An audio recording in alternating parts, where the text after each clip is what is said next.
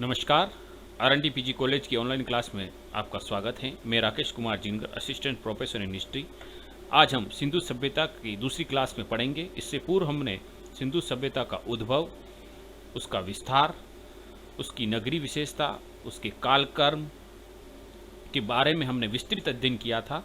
आज हम सिंधु सभ्यता के प्रमुख स्थलों के बारे में अध्ययन करेंगे कि सिंधु सभ्यता के महत्वपूर्ण स्थल कौन कौन से थे और वहाँ से कौन कौन सी सामग्री या वस्तुएं उत्खनन से हमें प्राप्त हुई हैं जो एक उनकी अनूठी विशेषता थी।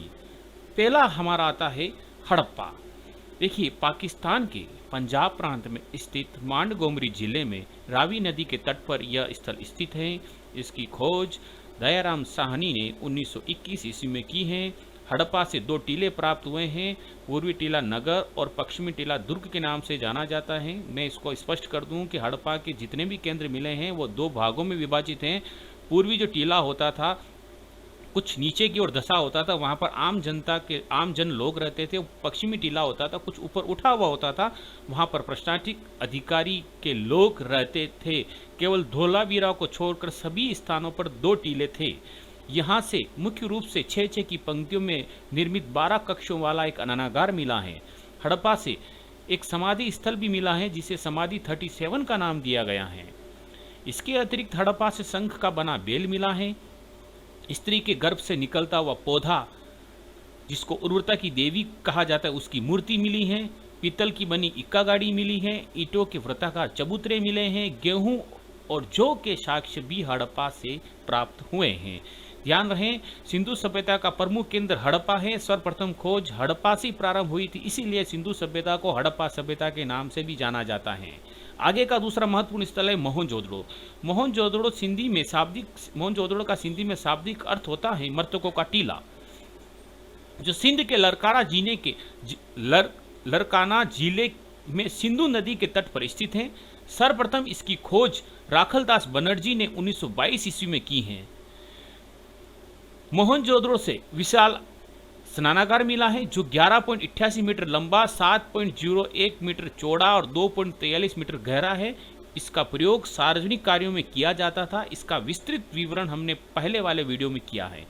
यहाँ से विशाल अनागार भी मिला है जो 45.71 मीटर लंबा, 15.23 मीटर चौड़ा है।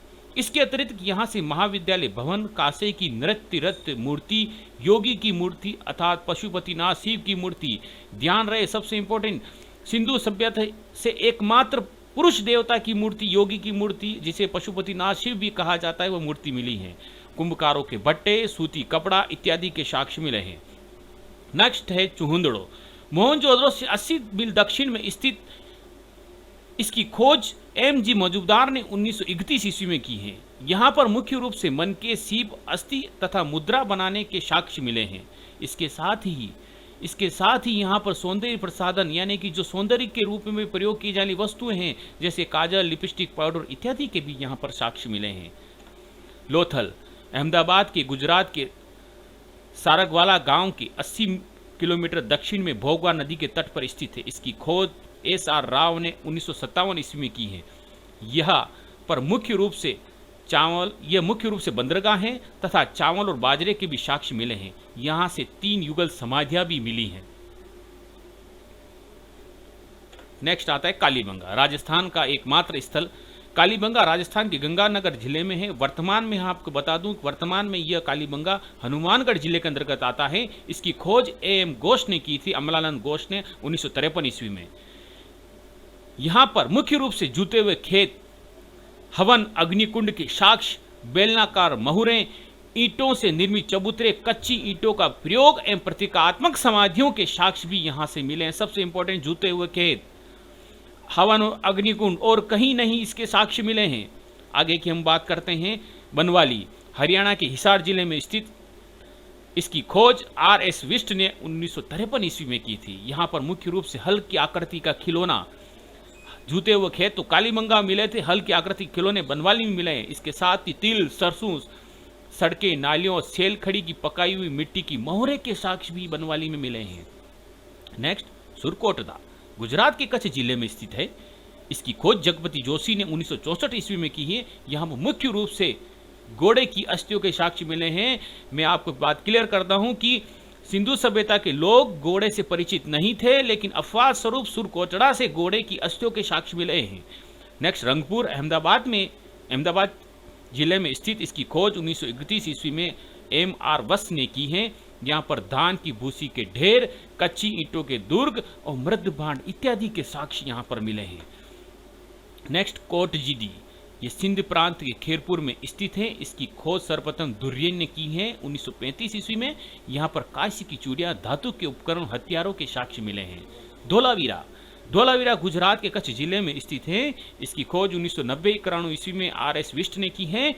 यह भारत में खोजे गए नगरों में से सबसे विशालतम नगर है। ध्यान रहे, भारत में हड़प्पा, मोहनजोदड़ो विशालतम नगर हैं, वो वर्तमान में पाकिस्तान में आते हैं, लेकिन भारत का सबसे बड़ा जो नगर है, सिंधु सभ्यता का जो नगर है, धोलावीरा है। यह एकमात्र ऐसा स्थान है, यह नगर 2 भागों में विभाजित ना होगा, 3 भागों में विभाजित है, जो मैंने पहले बताया था। पहले सारे नगर 2 भागों में विभाजित है, लेकिन एकमात्र अपवाद है, धोलावीरा नगर 3 भागों में विभाजित था। अन्य जो प्रमुख स्थान है, मिंडीकॉक अफगानिस्तान, मांडा जम्मू कश्मीर, रोपड़ पंजाब, आलमगीरपुर उत्तर प्रदेश, देमाबाद महाराष्ट्र, ये इत्यादि जो स्थल थे सिंधु सभ्यता के महत्वपूर्ण स्थल थे, जहां से सिंधु सभ्यता के